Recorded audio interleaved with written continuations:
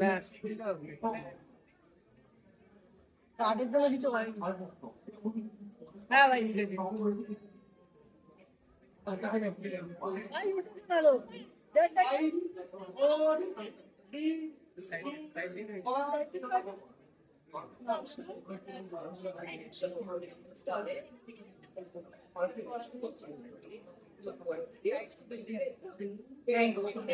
Thank you so much. Thank you. যখন বেরোবেন তখন ভিডিও করা যাবে না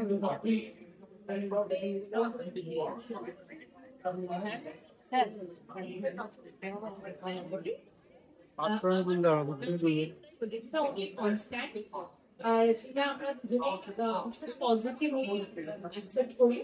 মানুষ জন্মানোর পর থেকে উইথ টাইম আমরা ইভলভ করি, ঠিক তার সাথে সাথে মানে ইন্ডিভিজুয়ালি আমরা ইভলভ করি, তার সাথে সাথে প্রত্যেকটা সম্পর্ক কিন্তু ইভলভ করে।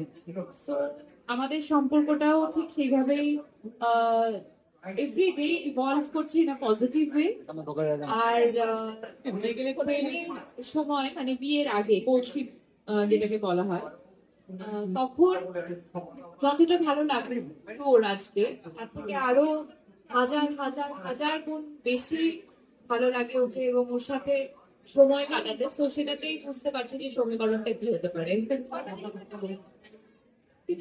আমার ক্ষেত্রে একই ব্যাপার। আমার মনে হয় যে তুমি যত তোমার পার্টনারের সাথে সময় কাটাবে এবং যত বেশি তুমি পার্টনারকে সময় দেবে, তুমি তত বেশি পার্টনারকে বুঝতে শিখবে এবং যত তুমি পার্টনারকে বুঝবে তত বেশি তোমার পার্টনারের যে পজিটিভিটি গুলো আছে, পজিটিভ সেগুলো তুমি অ্যাডাপ্ট করতে পারবে এবং বা তুমি সেগুলো বুঝতে পারবে, আর সেগুলোই তোমাকে ধীরে ধীরে আরো গভীরে নিয়ে যাবে।